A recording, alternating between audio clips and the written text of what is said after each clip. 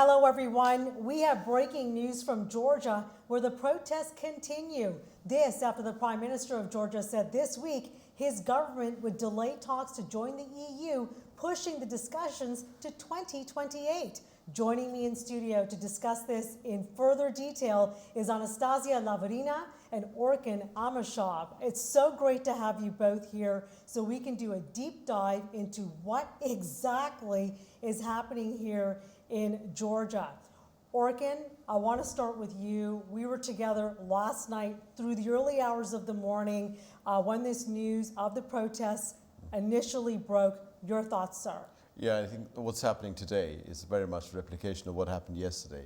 For the opposition, it's absolutely vital to keep the momentum and build upon it and continue this demonstration as long as it's humanly possible and eventually compel the government to take their views into account. Because what happened yesterday is that Georgian Prime Minister Irakli Kopakhidze, in response to the non-binding resolution adopted by the European Parliament, stated that his country is going to suspend EU accession talks and would not take grants from the European Union. That was reaction to the European Parliament's resolution, which effectively condemned the Georgian election, and that statement says that the elections were not fair, they were not democratic, they accused Georgian government of democratic backsliding, and actually what the European Parliament suggested, that Georgia should rerun this election again under the EU supervision.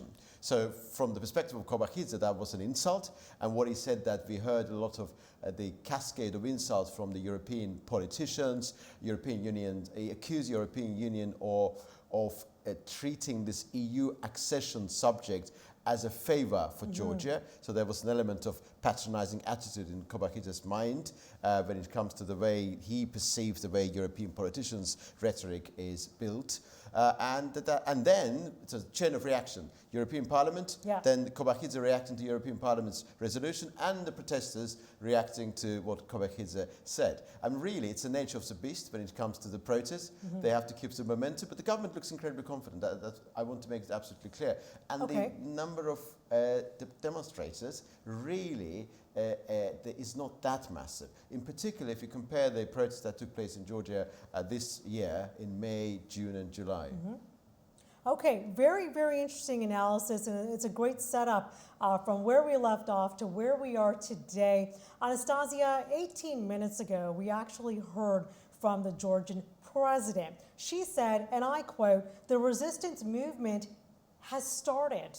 Wow. Wow, indeed. And of course, I agree with my colleague saying that it somehow replicates what we saw yesterday, but at the same time, we can see that the number of people is growing on the streets. Within a day, we had a chance to talk with some people from Georgia, and they're sure that they will continue this movement until the time when the government actually agrees. I mean, the Prime Minister agrees to change the policy of Georgia and agrees to come back to the course which will lead the country back to the European Union, integration in the future, and probably even membership. They do not accept any excuses, and they do not support the movement which were selected by this government after the previous elections. And they think that first step should be done by the Prime Minister, not by the European Union. If someone thinks that maybe there should be new term of election, then the people actually want to see these steps taken by the government first. And the fact that the president of the country also joined the protest earlier, that shows the intention, and it also inspires people to move forward without any possibility to stop. All of those urgent things which now appears in the Georgian media and others, we can see how the TV channels all around the globe paid attention exactly on what's happened in Tbilisi. In my mind, the protest will be growing. The number of participants will increase. I also think they will be growing, but for that protest to reach a critical mass, I think it will take some time. But numbers are not really very inspiring. I mean, I spoke to a colleague of mine who's based in Tbilisi. He just was there, effectively. It's Onik James Krikori, you know him. And he said that it's not large enough. And what he told me, of course, I don't know, but reports are suggesting, and what he says is suggesting that some of the protesters came to the protest with fireworks and firecrackers, and they were throwing burning rubbish bins at the police and were trying to penetrate through the police cordons, and the police was reacting. Interestingly enough, police started to disperse protesters at 2 a.m. local time yesterday, but today they started to disperse, I think, an hour ago. So in that sense, the element of escalations, of course, is growing. But the government feels incredibly confident about the whole circumstance. And today I interviewed a couple of Georgian experts as well, even though those within the opposition camp were not particularly hopeful. What they were telling me that yes, it's an opportune time. We have to react very decisively. In particular, this time period started between now and 14th of December, which is the date of the presidential elections, is absolutely critical.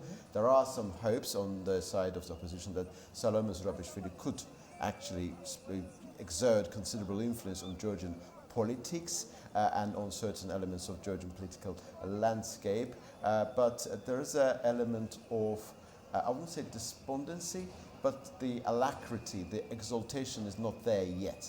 They're not that hopeful in terms of what they were telling me, that in Tbilisi, even in Tbilisi actually, when you look at the electorate, they always, opposition is saying that 80% of the population is in favor of EU.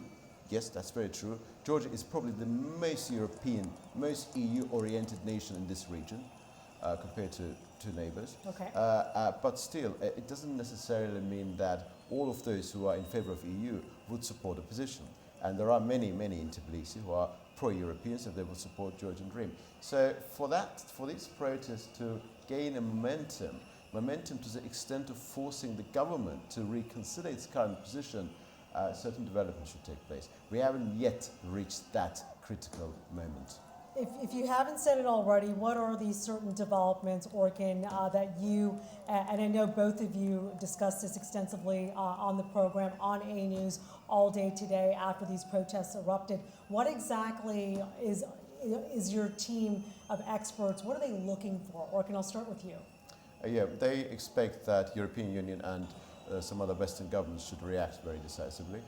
There's a question of whether if EU imposes certain sanctions on government officials, on those who are within the upper crust of Georgian government, what will be the reaction in Georgia, and whether certain sanctions and isolation of Georgia would actually make the local population consider more drastic measures against the government. But there's one school of thought that the European Union is going to act in a very calibrated and careful manner with regard to Georgia, because Brussels does not want to lose Georgia as a candidate country. Because what happened is that although Irakli Kobakhidze said that his country is going to suspend EU accession talks, but earlier in June, European Union itself halted the process of EU accession. What Kobakhidze is saying is that, yes, it is our aspiration to become a member of the European Union. Eventually we will become one. But in reality, we all understand that for all post-Soviet nations, including Ukraine, to become a member of the European Union is a long-term ambition. Even if today they apply, I don't necessarily think that the yes answer will come in no time. So when it comes to what is to come, there are a couple of elements to consider. What will be the reaction of the Constitutional Court to the appeal made by Salome Zurabishvili? Because Salome Zurabishvili, the president, is questioning the veracity of the elections, and Constitutional Court will need to react. Probably Constitutional Court is going to say that elections were legitimate, and European Union's their steps with regard to the current government are going to be within the confines of escalatory trajectory. But I don't necessarily think that what opposition needs from Europe will come very, very, very soon. You said the Dream Party seems very confident in its actions. My goodness, Anastasia, it seems the president is also very confident in her actions. Where is she getting all of this support from, do you think? What is energizing her? It's a course of her policy, actually. Since the time when she became a president, she supported pro-European course of Georgian nation and the country to become a member of the European Union in the end. And when today the Prime Minister is telling that we will come back to these negotiations after 2028, people, I mean the participants of this process, they do not believe. They think that these 4 years will be missed. And talking with one of the Georgian experts today and asking this question, whether actually the prime minister is not saying that he's going to change the course of the government and he doesn't want the country to become a member of the European Union. It will happen, but later, when the rights of Georgian people will be also considered by the European Union and its institutions, by the European Parliament. His answer was, we don't want to start negotiations in 2028. We want to be a member of the European Union in 2028. Okay. So they are sure if they continue the process right now, probably they believe the country may join the EU in this, not but maybe next or a year later. So they are assured of that. And talking about the position of the European Union itself, of course, for EU it's very important to keep Georgia, but the situation is quite unpredictable. Many things will depend on the results of this process.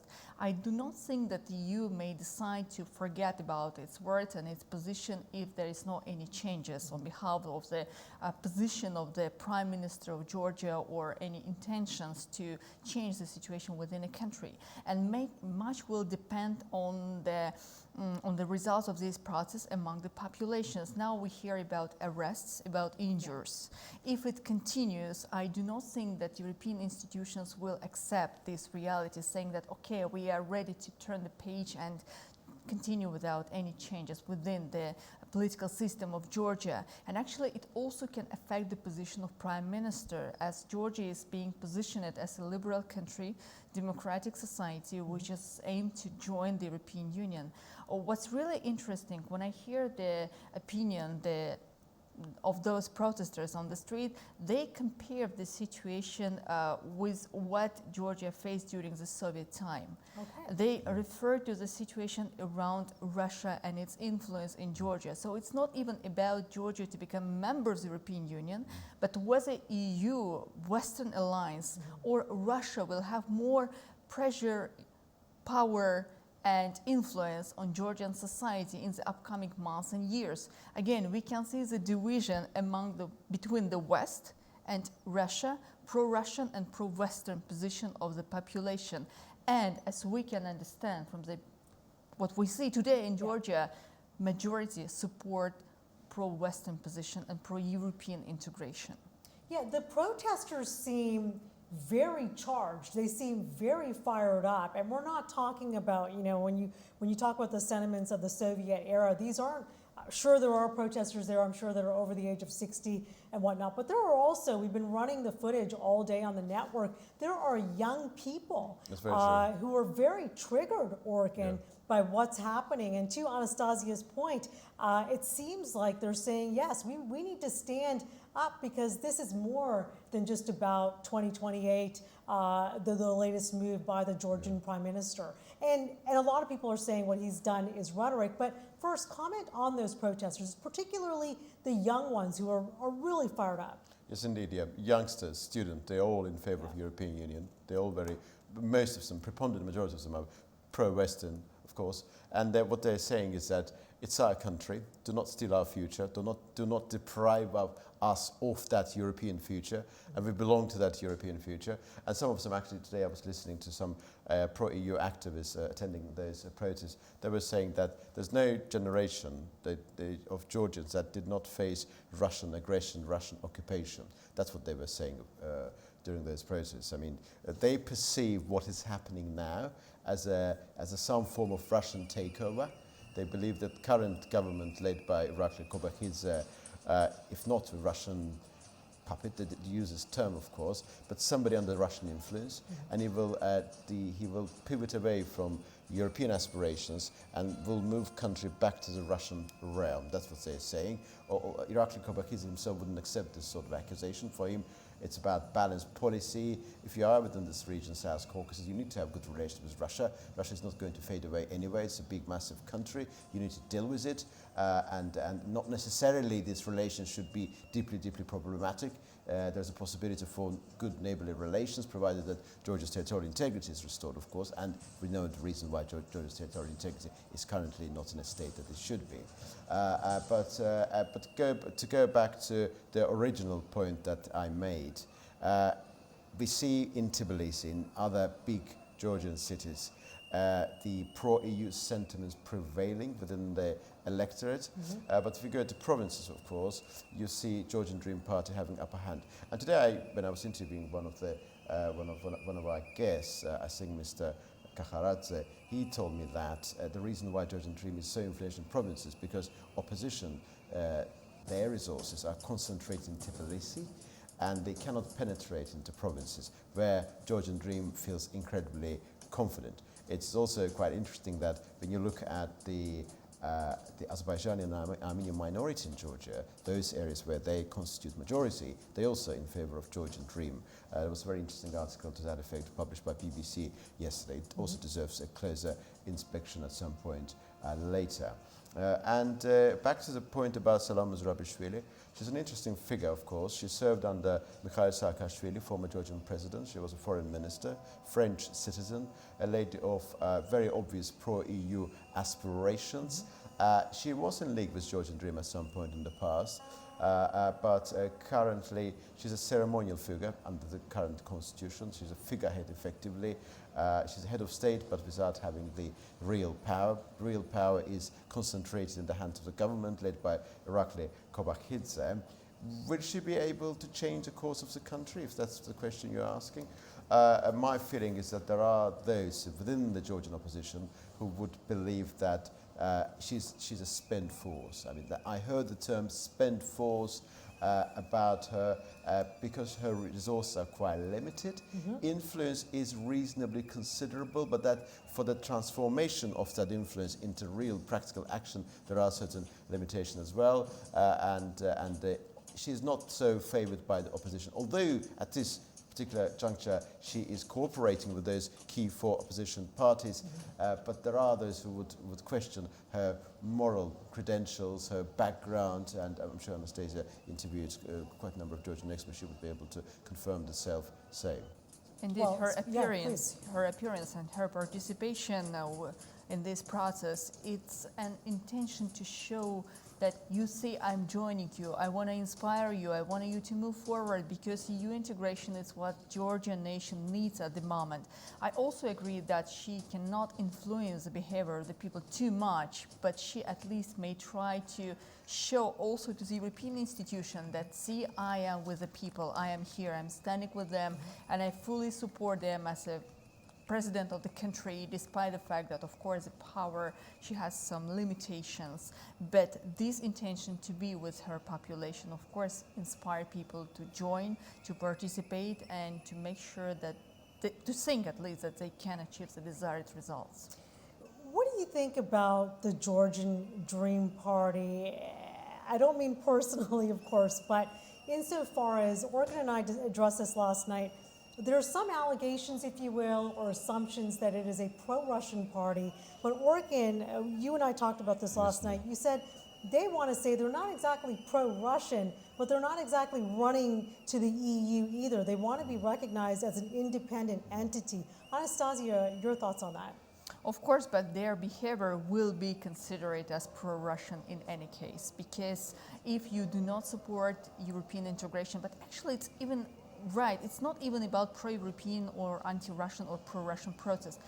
The position of the Georgian Prime Minister, as I understand this, he wants to have more independent position for his governments. He wants to have the respectful attitude on behalf of the European institutions. And he's not saying that we will not choose pro-European paths for our nations and for our country. And he is not saying that we decide to be closely with Russia. It's impossible, I think, even if he wants to do it. The population itself will not accept this course. That's why he tries to explain, but probably there is not enough arguments, and those who now are on the streets in Tbilisi, they consider this behavior as to be more pro-Russian. They also, talking with the Georgian experts, I can feel the fear they do expect some action on behalf of the European Union. Like, for example, they can escape the visa procedure liberation.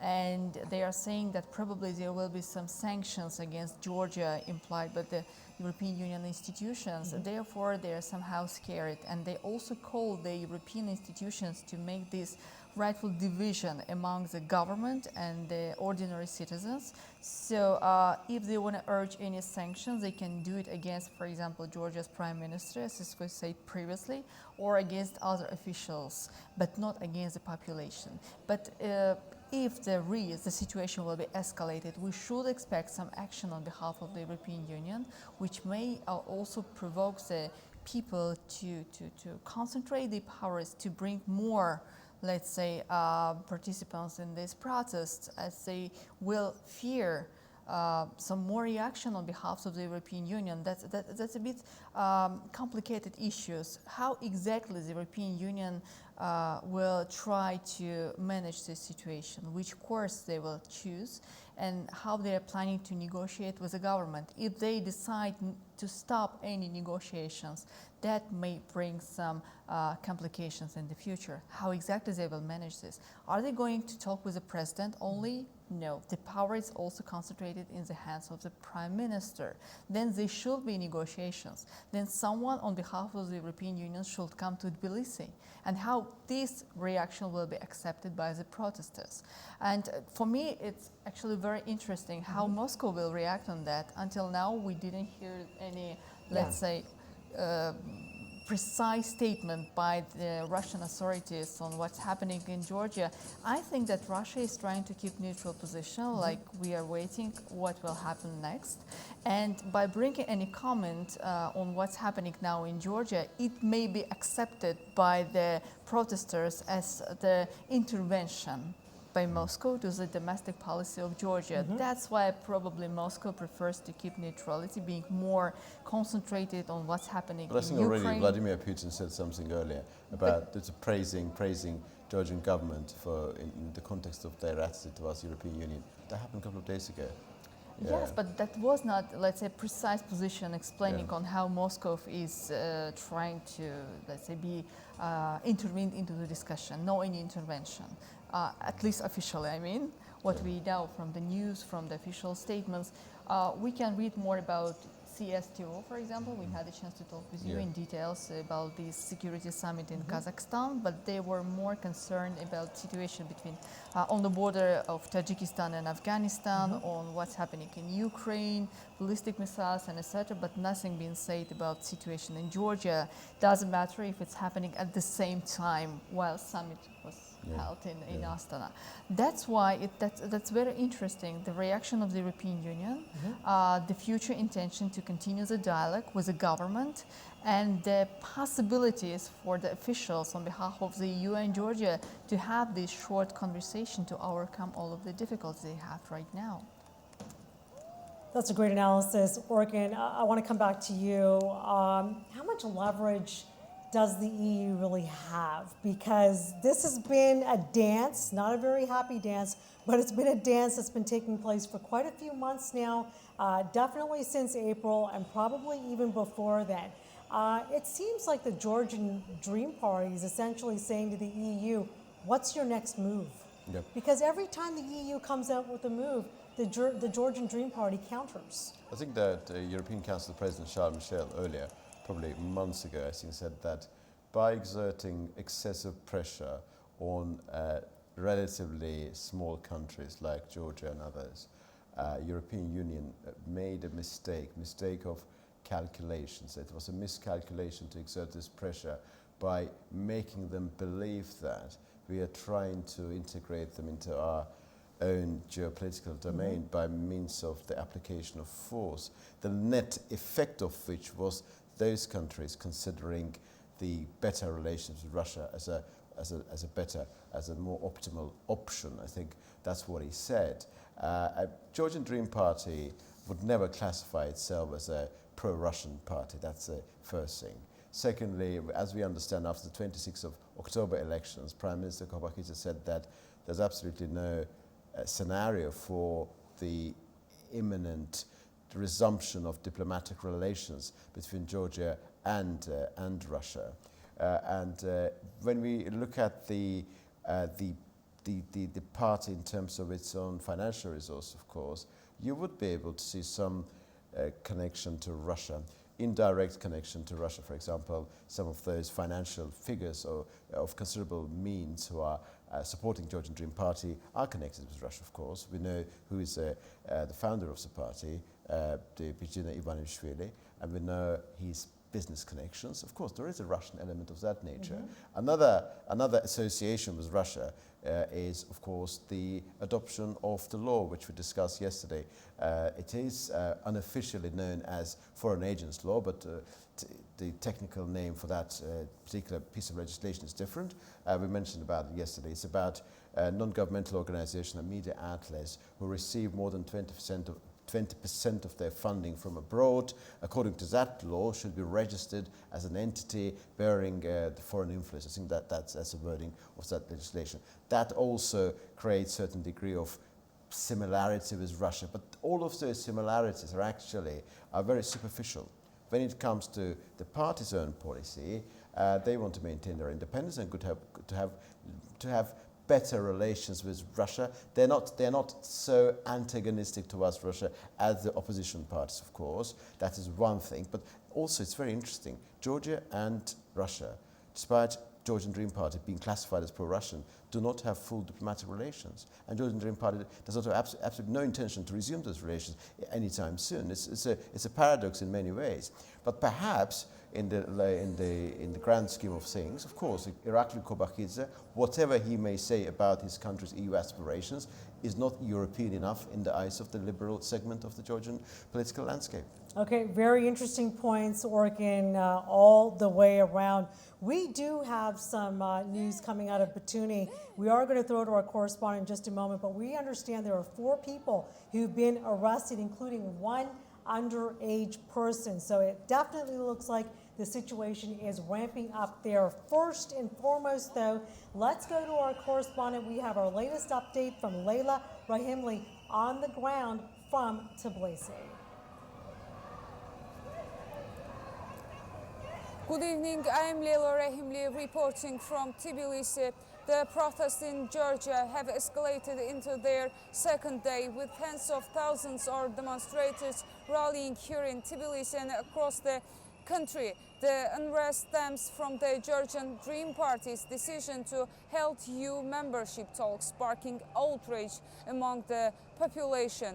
The situation on Rustaveli Avenue is critical tonight. Riot police have clashed with protesters in front of the Parliament building. Police have deployed water cannon and made several arrests, while protesters have responded by throwing objects at officers. The Georgian Interior Ministry has issued a statement justifying their actions, claiming that the protests have gone beyond the legal framework for public assemblies. According to the ministry, special measures were used to de-escalate the situation, though many see this as a heavy-handed response. Journalists have also been caught in the violence. A reporter from local TV, Mariam Gapradashvili, has been hospitalized with a visible head injury sustained while covering the events near the parliament. Despite the police crackdown, protesters are not backing down. They have attempted to break the metal barricades and remain in the area despite repeated efforts to disperse them. Protesters attacked the Georgian Dream office also. Now, Liberty Square and entry to Rustaveli Avenue are currently barricaded and clashes continue into the night. The demonstrations are not limited to Tbilisi. Protests have erupted in the cities such as Batumi, Kutaisi, Zugdidi and smaller towns like Lachkuti and Tel Aviv, showing the widespread discontent across the country. As of now, dozens of people have been injured in the clashes, including journalists. The tension here on Rustaveli Avenue remains high, with protesters refusing to leave and police maintaining a strong presence. This is Leyla Rahimli reporting from Tbilisi. Now back to you in the studio. All right, that is our very own Leila Rahimli on the ground from Tbilisi. Great work on that front. Orkin, let's go back to you. I said right before we threw to Leila in Batune, it looks like there is a situation that is escalating. 4 persons arrested, including 1 person underage. Your thoughts? Yes, indeed. And also we know that about 34 police officers have also been injured as well, because it's a standoff effectively between police, the riot police and the protesters. So there will be those injured, of course. And what we understand that, of course, police needs to apply certain element of pressure, force in order to disperse them. And there's a question of application, proportional application of force. Opposition would say that the force applied was disproportionate. Irakli Kobakis's government, his Minister of Defense, would say that that was absolutely proportionate to the scale of the danger. And this argument is a never-ending argument when we have this protest, of course. Each person's got their stance. Yes, on absolutely this, the case. But dispersal is inevitable. I think that what happened yesterday will be replicated today as well. What is interesting about today, which does tap into that theory of escalation that we were discussing here, is that police start disperse protesters earlier than yesterday, about I think 12 o'clock. Yesterday it was 2 a.m. So it does give credence to the theory that things are escalating there. I think that by early morning there will be not so many people in front of Georgian Parliament, because I imagine, that's my understanding of what's happening in Georgia, this will be a series of protests happening on a daily basis, starting mostly at 6 p.m., 7 p.m., reaching the pinnacle around 2, 3, 4 a.m., and then sort of diminishing in terms of its magnitude. I think the self-same will happen again. For Georgian opposition, in order to keep momentum alive, what they need to do, they need to have more people on the streets, of course. That's not good enough. What Leila said earlier was that tens of thousands. I mean, Tbilisi is not a big, massive city, but if you want to have a protest of political significance, you need to have 3 fundamental elements. That technology is effectively hinging on 3 key pillars. One is you have to stay there as long as humanly possible. Possibly, and not just during those late night hours, but also on a daily basis for the government to feel the extent of the pressure. You need to have a considerable amount of people there, I think about 80, 90,000. 80 to 90,000. 90,000, 100,000, of course. Okay. For a city like, I think, Tbilisi, that would have a consequential bearing. Because we remember earlier protests in Georgian history. We remember 2003, we remember 2008, we remember other stages. We remember also May, June of this year. So tens of thousands of people, not good enough to keep the momentum. And number 3, the element of confrontation between the police and the protesters should reach a level which would eventually make Georgian government look very bad in the eyes of the Western media as well. Okay. So this is a part of the technology in order to make sure the government acts in a way that opposition wants, of course. But the government so far has behaved in a very unperturbed manner. They look very confident. I'm sure their outward confidence masks their inner anxieties. I think that's also a reality of the case from their side. But again, I want to go back to my original point about the critical mass. I see that the events that are happening in Tbilisi now are kind of slowly going into that point of critical mass, but we are too far away from critical mass at this stage. I think that self-same will be the subject of discussion tomorrow as well, because this will continue for a couple of days at least. Oh, okay. Anastasia, your reaction to that? That's quite interesting, as was mentioned by Orkan. People are not staying on the street the full day. And for example, when we want to reach the experts asking about their possibilities to join our live show later in the evening, they're saying that, well, after 7 p.m. we are not available as we are going to participate in the protest. Oh. That means they already know the time, they know the places where they're going to be. For them, that's very important. No one is pushing them to be there. It's their intention, their willingness to participate in the protest. But it's very interesting that it starts at 7 and it lasts at night, but in the morning they just going back to work. If I'm not mistaken, the schools, the universities, they were closed during these days of protest. But what about the working places? People have to earn money. They have to go to the work. They must have special permissions if they escape from their works and they are participating there to stay the full day. Therefore, it's already should be a mass approach to what's happening at the moment. It's about their directors, their chairs, to give them the permission to stay on the street the full day. And there is another option, and there is another question on who is going to support them. We don't see that someone is going to bring them cookies, to bring them some food. So it looks like they are going outside. They know that they will stay them some hours. They expect some reaction on behalf of the government, and actually, as my colleague also mentioned, the government feels very confident.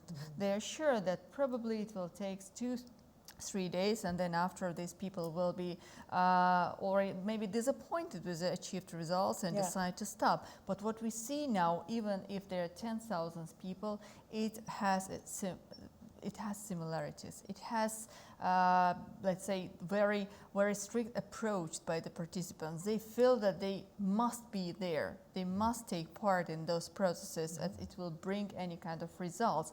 Doesn't matter whether the government is ready to react today, tomorrow, or in a week later. If they stay there full day, 24 hours, probably after some time they may decide, well, it's not so, let's say, respectful our side, and therefore we have to leave this place. It's better for us to go back home, back to our work, to our education, studies, and etc. But because again they are spending just some hours, probably it will take some more days or even the week, I think. As for them, it doesn't need more power. They're coming there, spending time, and going back. For me, we should expect any reaction on behalf of the government, especially on behalf of the Prime Minister, as he cannot accept this reality as it is now. The number of injured and arrested is growing. There must be any kind of reaction on this. We also can mention some journalists which were injured in this process, and it's not only about Georgians who are living there, it's also about the foreigners, international journalists. And if it happens with them, of course they will prepare the materials which will be aired globally. So probably there will be some statements, there will be some negotiations between the protesters and the government at the same time. But coming back to the key point, the position on how the population is approaching there, I can feel some fears, as I mentioned previously.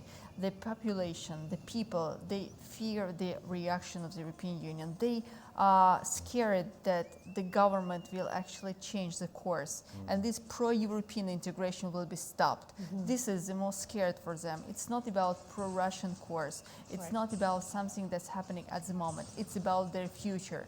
They are saying that since the beginning of this century, we were aiming to be an European family. We were willing to have this pro-European course. And now, within just a month, we can lose this possibility. And it probably will take for us years to come back to that course. That's the most scaring part for the protesters. And that's the reason why EU has leverage over Georgia. That was your earlier question, of course. And that leverage stems from that moment, from that fear that Georgia may lose its European future. Well, the fear is being ramped up even more, I would say. Moments ago, the Georgian president went to X, formerly known as Twitter, and basically said, and I quote, "We are witnessing brutal attacks on people and the media." So to your point, Anastasia, it really is ramping up here. The fear seems to be quite credible, quite real. Orkin, your thoughts on that? She was far from shy yesterday, and she's really doubling down tonight. Yeah, she's doubling down tonight, and she will continue. Probably she will triple down tomorrow.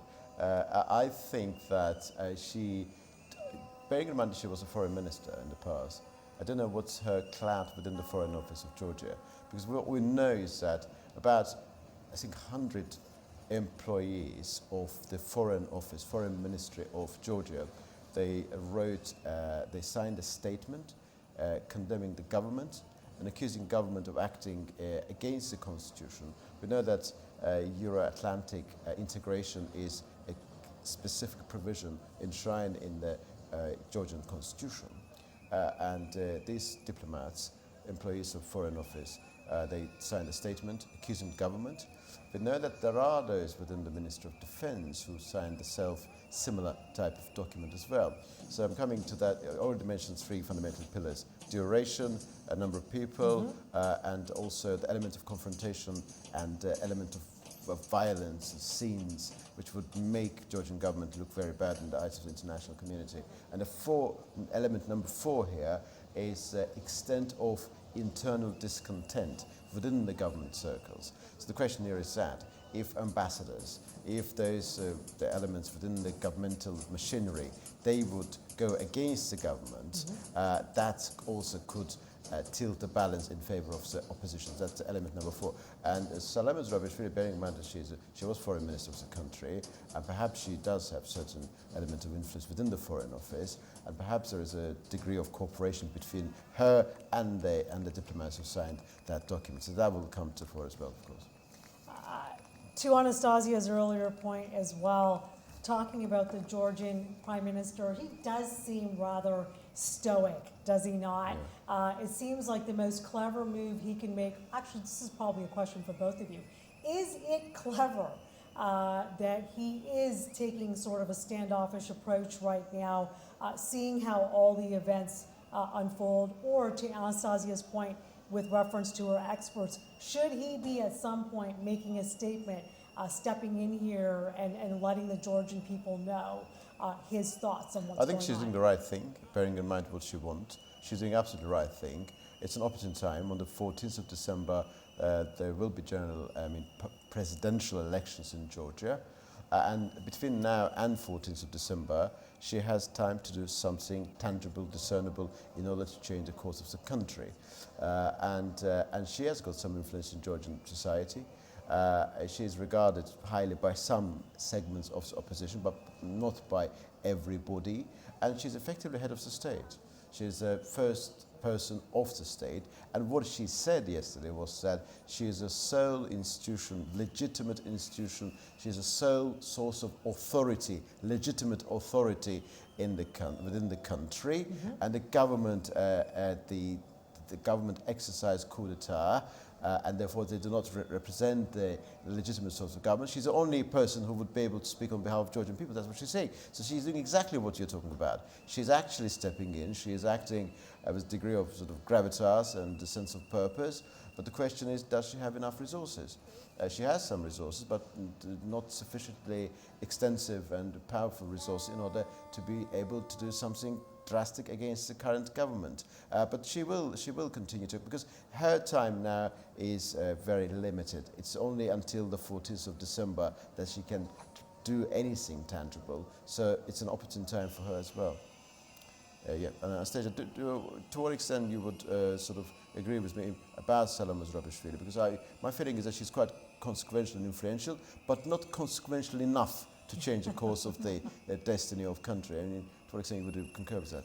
Actually, for me, it's more interesting even to look at the position of the Prime Minister of this country. If we look through the Georgian news, what is being spread by the official media sources, there's more information about the economic growth. So he wants to attract the attention of the population to the perspectives he offers for the people in terms of economic growth of the country within the next years. Doesn't matter whether the country has more pro-Western position or pro-Russian, but actually it's not even about pro-Russian, but about its own independence. And there is another statement. He said that he's ready actually to sign the EU accession talks even today, but urged no rooms for blackmail. He accused the European Parliament after that resolution which was adopted, and he considers the position of the European institution as an intervention to domestic policy of his country. There were an election and there is a result, and he can see how the European institution is trying to comment on that and saying that they do not recognize the results and they want to have a new term of elections to happen in Georgia. it's quite complicated to understand the position of the European Union. Of course, they may say that they do not like the results on somehow, but this is the voice of the Georgian people, their decision, and saying that we do not trust to the Georgian elections, we do not want to accept the results, that means they put on the question the level of democracy in that country. Of course, I also can understand the position of the Prime Minister of this country, but what he says, he still keeps the window open to the European Union, saying, see, we are ready for negotiations, we don't want to close the window. And if there is the right steps forward by the European institution, by the European Parliament, by the Brussels itself, then of course we can think about this integration. We are not against. And talking about membership, it's actually not only about the membership of Georgia within the European Union. There is no precise date was mentioned until now by the European countries. Let's say in 2025 or 26, Georgia will become a member. It's a long process, and there are different types of negotiation. It's a political, it's economic, it's an energy ties, and many other aspects which will be taken into consideration to make the final step decision on whether Georgia is ready to join the European Union or not. Therefore, it's a long process where the Prime Minister of Georgia want to have very confident place, at the same time trying to reduce the tension, saying that, see, we still have a very strong economy and we are still a relevant, let's say, member of many projects and initiatives, which is important not only for us but also for the European Union. He wants to attract the attention of European countries, not only the Brussels itself, but the European Union. It has 27 member states. Yeah, member states. And every single country has its own membership with Georgia, and we shouldn't avoid the very important point that Georgia is an important transit country when we are talking about energy policy, which is bringing back also on the agenda of position of Azerbaijan and all of those projects, also in gas corridor and transportation of the gas from Azerbaijan to the European Union. So Georgia is a very relevant and needed country for the European Union. Talking about the future integration, all of these aspects should be taken into account.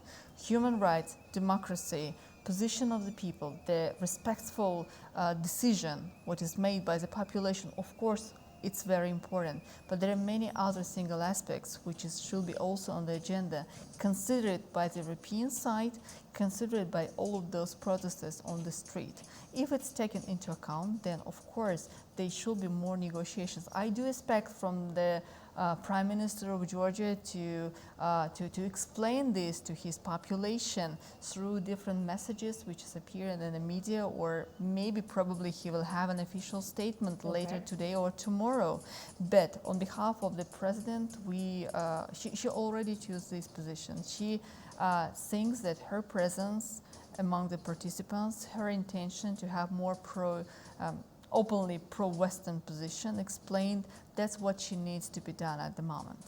Well, we know now that with respect to escalation at these protests, and of course, as we all know, sitting at this table tonight and the team in the control room, this is a very fluid situation. But 43 protesters have now been arrested. We also know that 100 serving Georgian diplomats signed an open letter essentially condemning the Prime Minister's actions, where we talked about off the top, where all of this is essentially coming from, the fact that he's withdrawing from the talks to join the EU.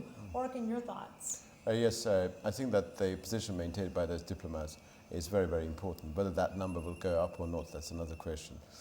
Because the force element within the construct that developed in my mind for opposition to achieve something very tangible is a greater deal of discontent within the government circles. And of course, that letter... This plays into it, right? Yeah, that naturally. Yeah. It's a part and parcel of that particular compartment within the whole structure. And we also understand that a lot will depend on how EU will react from now on. EU has been quite, in many ways, measured in its approach. European Parliament's resolution condemning 26th of October election is actually a non-binding resolution, but we perfectly understand the reason why Kobakhidze is very much displeased with it, because what that non-binding resolution says, it effectively does not recognize the result of this election. It used the term Tbilisi government. I think we may read something into that terminology, because quite often in international parlance, when the governments do not recognize each other, they use the term regime. They use the term. They use the word the capital city and the government. I mean, that is. That's poking the bear. Yeah, indeed. Yeah. It goes without saying. And I think Kobachidze sensed that element of patronizing attitude, and he doesn't accept the designation of being pro-Russian either. And also what the European Parliament suggested, that there should be a new election. What they're saying is that the cumulative impact of all of those alleged irregularities is tantamount to this election being described as not fair and not democratic. But I don't think that the government at this juncture is contemplating the possibility of backtracking. I haven't sensed that from the rhetoric of the current government. But a lot will depend on the trajectory related to this protest, of course. On one side, what we see, numbers are not good enough for opposition to be hopeful, but the numbers are rising, as Anastasia said earlier.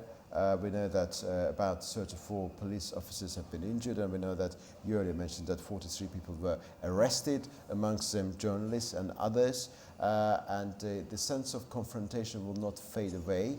But if the fundamental question is there genuine, sufficient appetite within the Georgian society to change the course of actions? That appetite is there, but it's not strong enough, as far as I can tell on the basis of my observations. Back to Kobachidze's statements. Anastasia was talking about that particular statement. What he said was that EU-Georgia relations are bilateral, and Georgia will not accept the proposition that EU accession is a favor to Georgia. Georgia is a proud, self-respecting nation. That's what he said. And I think there's one element about EU negotiations which prospective member states may find slightly daunting. I think certainly Turkey found it very daunting because they've been involved in this accession process since 1960s. And quite often what happens is that a candidate country wants to become a member state, and this process becomes incredibly protracted, with EU demanding quite a lot, and your country losing certain element of its independence, and eventually even not getting to the point of candidacy. Interestingly enough, in December 2023, when EU offered this candidacy status to Georgia, many people were surprised. They were incredibly surprised because when it comes to those conditions that you have to fulfill in order to become EU member state, Georgia is nowhere near. We all understand that. And everybody was very much surprised in December 2023. And back then it was considered to be a sort of a geopolitical maneuver on the side of EU in order to give this candidacy status, in order to make sure that Georgia does not pivot away from the EU realm. But that did not work out. Eventually there was a piece of legislation in line with which non-governmental organizations and media outlets receiving more than 20% of their funding from abroad are classified as they should register themselves as entities bearing foreign influence. And then there were protests, of course. Effectively, that candidacy status given to Georgia in December 2023 did not change the attitude of the government in the direction of the EU. That's quite an interesting moment to reflect upon as well. Although Georgia is overwhelmingly European nation in terms of its own sense of identity, if you speak to anybody in Georgia, even in provinces, they would say we are Europeans, yeah, and they would regard this part of the world, this region, as Europe from their perspective. And it goes without saying, geographically, this part of the world, of course, Europe, but geopolitically, of course, it's a question of some delicacy. And also in the light of the fact that EU expansion is questioned within the European capitals as well, with some European politicians are saying that we reached the point at which the further expansion of EU is no longer feasible. There are those in Georgia who may argue that they will never become or they will not become member of the European Union in the course of the next 10 years. And actually, in reality, we understand that even Georgian Dream Party decides to annul that decision on suspension of the EU succession talks, Georgia will not become a member of the European Union anytime soon, because the conditions are to be met, and they have not been met. And the fact that Georgia was granted candidacy, the status of a candidate, was not even well substantiated as well. Actually, to add to what you say, the country which is in conflict with another state cannot become a member of the European Union, and there is still conflict, let's say, between Russia and Georgia. We should understand and accept this. Therefore, if we are talking about the membership, there are many countries who are willing to join the European Union, starting from Turkey, which is waiting for these decades, and there were some tensions in between. It's quite complicated for Turkey also to accept this, as Turkey has already done enough, and the request on behalf of the European Union is growing year by year. They're still not satisfied with what Turkey has done so far, despite the fact that Turkey is a member of NATO. It's quite the country with a strong enough economy, with quite developed military power, and they are saying that Turkey is not ready to become a member. Moldova, Ukraine, there are some other countries which is also willing to join the EU. And I guess the protesters who are now on the street in Tbilisi in Georgia also understand that if they have these course, if they will stay on the streets, it won't allow them to become a member of the European Union in the nearest time, as if there is unstable political situation inside the government, that's one minus if the country is able to join the EU. Just now I read a message which was said by the president of Georgia, and she called these protesters as resistance movement. She's thinking that it has a peaceful character and it will be continued. And again, today, talking with one of the experts, he called what we see on the street in Georgia as a peaceful revolution. But this is being called as a revolution. The government, which has this in its own territory in the capital, should also consider that it won't be accepted by the European Union member states. Only the countries with a strong political and economic system, without any confrontations and conflict with the neighboring and other countries, can become a member of the European Union. How much time it will take for Georgia to stabilize its situation, that's a big question. And another important issue for them, it's now just to have this peaceful resolution of the questions which are on the agenda between the government of Prime Minister and the protesters on the street. Only then after they can decide whether they're back on the track of the European Union or they have more independent course. But there's no doubt in anybody's mind that it's a critical turning point. For opposition to change the course of the history for Georgia, it's a time to do something really very drastic now. Because after the 14th of December, the opportunities will be limited. That's very, very, it's a crunch time for Georgian history. I think that it's not too far off. Yeah, yes, no, indeed, yeah, and what happened very, very recently about this theory of escalation and things getting more sort of tense, much on the 24th of November, when the new parliament was inaugurated, there was a protest in front of the Georgian parliament. That was lackluster, we remember, and many opposition members were very, very hopeless on the 24th of November. But things changed on the 28th of November when the European Parliament adopted this resolution, and Irakli Kobakhidze, during the first session of the Parliament, said that they're going to suspend EU accession talks, and then the new wave of protests started. So effectively, a lot changed between 24th of November and 28th of November. This is a moment for Georgian opposition to consolidate their resources and force government, compel government to reconsider its current position. Because I think that time is working in favor of the Georgian government at this juncture. I mean, because people, it's incredibly difficult to attend protests, but everybody knows it. I mean, you're staying there for a few nights in a row, and it's a very energy-consuming process, of course. It does require many, many sacrifices. If you don't have sufficient number of people on a continuous basis, then ultimate eventuality is that it's going to end with a sense of frustration. and then there will be new wave again. But then the larger landscape of Georgian body politics, I think that at this juncture, this theory of revolutionary movement, this resistance movement leading to something drastic, does not look very palpable. But bearing in mind what happened in Georgia back in 2003, I think we cannot exclude any possibility. The problem is that these protests are not peaceful anymore, what we can see from the videos which no, appear. they're not bound to be peaceful in many ways. I mean, what is taking place there is that a group of people are trying to penetrate through the police cordons into the parliament, and actually the police needs to react. The element of confrontation is absolutely inevitable. Therefore, I mean, definition of peaceful protest is a very vague one, I suppose. I mean, your intentions may be peaceful, but a certain very, very limited number of people attending that protest may react in a way which would not be classified as peaceful. Yes, indeed, yeah. And that, Well, to both of your points, Orkin, you said escalation needs to happen in order for the Georgian Prime Minister to do something. Anastasia, off the top of the show, you said you expect escalation.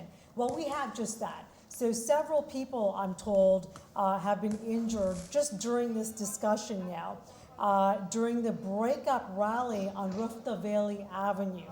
So the escalation is real. It is happening right now. I want to go back to the streets of Tbilisi, where our Tbilisi correspondent Leila Rahimli gave us this great report. Let's listen in again.